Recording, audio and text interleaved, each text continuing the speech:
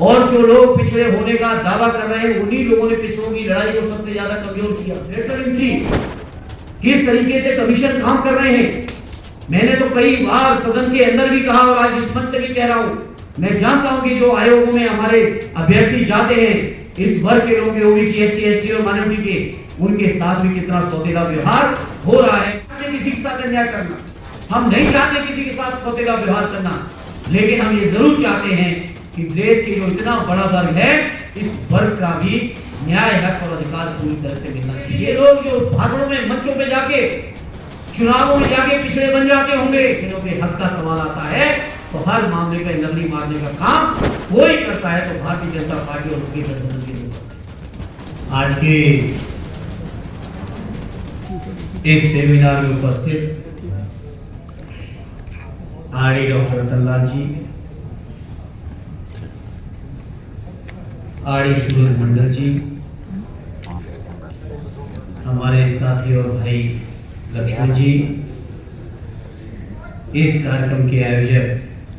Doctor Sandeep ji, RD शोभा अक्षरा जी, प्रियांशी जी, अरविंद जी, संचालन कर रहे परमिंदर जी और सभी इस कार्यक्रम में उपस्थित सभी मेरे विद्वान साथियों, आज के इस मौके पर संदीप जी को मैं धन्यवाद देता हूं कि इस शानदार कार्यक्रम में मुझे न केवल अपनी बात को रखने का मौका दिया बल्कि बहुत सारी बातें सीखने और समझने का भी मौका दिया। उसके लिए संदीप जी आपको बहुत बहुत धन्यवाद। साथियों, मंडल कमीशन या पिछड़ों की आर्थिक सामाजिक जो हालात हैं, जो इतिहास है, मैं समझता हूं इस हॉल में बैठे हुए सभी जिम्मेदार और कर्तव्य लोग हैं, इन सभी बातों की गहराई और गंभीरता को समझ रहे हैं। मुझे फख्र इस बात का होता है कि जिस विचारधारा के सानिध्य में मुझे सार्वजनिक जीवन में काम करने का मौका मिला, उस विचारधारा के पुरखों ने लगातार आजादी के आंदोलन के भी समय और आजादी के बाद से लेके आज तक लगातार पिछड़ों के हक की, दलित भाइयों के हक की, माइनॉरिटी के साथियों के हक, अधिकारों की लड़ाई, आदिवासियों के हक और लड़ाई को लड़ने में कहीं कोई कसर और कोताही नहीं की। साथी रतनलाल जी जैसे जहां लोग हों, निश्चित तौर पे लगातार हर मूवमेंट, हर विचारधारा या राजनीति करने वाले लोगों के सामने हर नए दिन बेहतर से बेहतर करने का एक स्कोप बना रहता है। और मैं समझता हूं जितनी बातें यहाँ के वक्ता साथियों ने चर्चा की,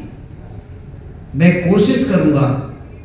और मैं ही क्या कोशिश करूंगा, हमारे नेता माननीय अखिलेश यादव जी लगातार कोशिश कर रहे हैं कि आप लोगों की इस उम्मीदों को हम लोग राजनीतिक तौर पर पूरा कर सकें। ये मैं इस हॉल में उपस्थित सभी लोगों को विश्वास और भरोसा करता हूं। मुझे याद है प्रोफेसर रतनलाल जी को भी याद होगा, सुधांशु जी को याद होगा, लक्ष्मण भाई भी थे, जब 13 पॉइंट रोस्टर का इशू आया था और पहला सेमिनार अगर कहीं हुआ था तो दिल्ली यूनिवर्सिटी के गेट पे हुआ था। स्वर्गीय शरद यादव जी भी उस समारोह में मौजूद थे और बहुत छोटे कार्यक्रम से शुरुआत हुई थी, लेकिन जब वो आंदोलन बना तो एक ऐसा आंदोलन बना कि जब तक उस फैसले को सरकार से वापस नहीं करा दिया गया तब तक उस आंदोलन को जारी रखने का काम इसी दिल्ली की सड़कों पर हुआ था।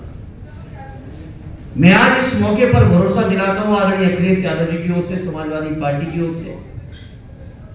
जातिगत जनगणना का हक अधिकार जब तक हम लोग नहीं दिला लेंगे तब तक इस संघर्ष राजनीतिक तौर पर जारी रहेगा। लेकिन इस तरह के बड़े फैसले केवल राजनीतिक पार्टियों अकेले नहीं करती हैं, इसमें समाज के हर वर्ग के लोगों की सहभागिता हर स्तर पर जरूरत पड़ती है। तर्क वितर्क, भाई लक्ष्मण जी ने बताया, जैसे एक मंडल आयोग की सिफारिश हुई, लोग कमंडल लेके निकल पड़े और जो लोग पिछड़े होने का दावा कर रहे हैं उन्हीं लोगों ने पिछड़ों की लड़ाई को सबसे ज्यादा कमजोर किया। आज इस मौके पर मैं कहना चाहता हूं, आज तो जाति जनगणना के पक्ष में बड़ा माहौल बन चुका है। कांग्रेस पार्टी से लेके, कम्युनिस्ट पार्टी से लेके हम समाजवादी विचारधारा वाले तो लड़ ही रहे थे।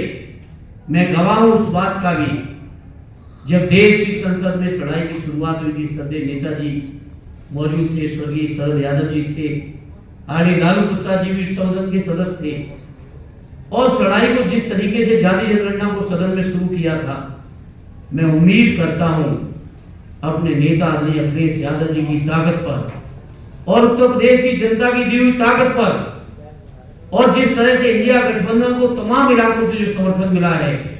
अगली जनगणना जब होगी तो शायद बिना जाति जनगणना के नहीं होगी। और उसके लिए जो भी संघर्ष की जरूरत पड़ेगी, संसद के अंदर संघर्ष करना पड़ेगा, संसद के बाहर भी होगा, सड़कों पर भी होगा, और एक जो चेतना लाने की जरूरत है उसको लाने में आप सब लोगों को बहुत महत्वपूर्ण भूमिका निभानी पड़ेगी। सदैव नेताजी कहते थे, कई मुद्दे ऐसे होते हैं जिन मुद्दों पर जब राजनीतिक लोग केवल अगर बहस और चर्चा छेड़ते हैं तो दूसरे तरीके से लोग उसको, उन बातों को घुमाने का प्रयास करते हैं, लेकिन जब समाज का बुद्धिजीवी जिस मुद्दे पर निकल पड़ता है और राजनीतिक ताकतें, तब निश्चित तौर पे व्यापक सफलता पा जाती है। इसलिए यहां मैं बैठते हुए सभी बुद्धिजीवी साथियों से कहूंगा, ये केवल समाजवादी पार्टी माननीय अखिलेश यादव जी या कुछ सामाजिक पार्टियों की जिम्मेदारी नहीं है, ये जिम्मेदारी आप सबकी बनती है। आप सबको भी इसमें महत्वपूर्ण भूमिका निभानी पड़ेगी, और हम में यकीन है कि आने वाली जाति जनगणना जब होगी तो बिना जाति जनगणना के वो गणना नहीं हो पाएगी, ये हम आपको साथियों। इलाहाबाद विश्वविद्यालय में पढ़े लक्ष्मण जी हमारे बाद पहुंचे थे, हमने देखा है किस किस तरीके से हथकंडे होते हैं, किस किस तरीके से अन्याय अत्याचार होता है, चाहे वो 30 पॉइंट के माध्यम से पूरे के पूरे हायर एजुकेशन में दलित, पिछड़े और ओबीसी जातियों के, आदिवासी भाइयों के, माइनॉरिटी के लोगों के गर्दन काटने का इंतजाम हुआ था, वो हमसे आपसे किसी से छुपा नहीं साथियों। लेकिन मैं कह सकता हूं साथियों, चर्चा विशेष तौर पर केवल शिक्षण संस्थाओं तक सीमित रह जाती है दिल्ली के आंदोलनों की। रतन लाल जी मैं आपसे कहूंगा इसमें सुधार करिएगा, केवल शिक्षण संस्थाओं में या शिक्षा विभाग तक ये चर्चा सीमित न रह जाए, क्योंकि आज देश के किसी भी विभाग को उठा लोगे तो हर विभाग में अन्याय, अत्याचार और शोषण लगातार हो रहे साथियों। हर शोषण के खिलाफ हमें और आपको लड़ना पड़ेगा, क्योंकि आज केंद्र की सरकार हो, प्रांतों की सरकारें हो, कुछ चुनिंदा सरकारों की बात मैं नहीं करता, अधिकांश सरकारें आज प्रांतों में भी ऐसी बैठी हुई हैं, केंद्र की तो बैठी है, जो कैसे आरक्षण के हक को खत्म किया जाए, कैसे मंडल आयोग की मूल भावना को खत्म कर दिया जाए, इस बात के लिए लगातार षड्यंत्र हो रहे हैं। आज ये क्या है एनएफएस, नॉट फाउंड सुटेबल, बताओ क्या है, क्या है बताओ, लेटरल एंट्री, किस तरीके से कमीशन काम कर रहे हैं।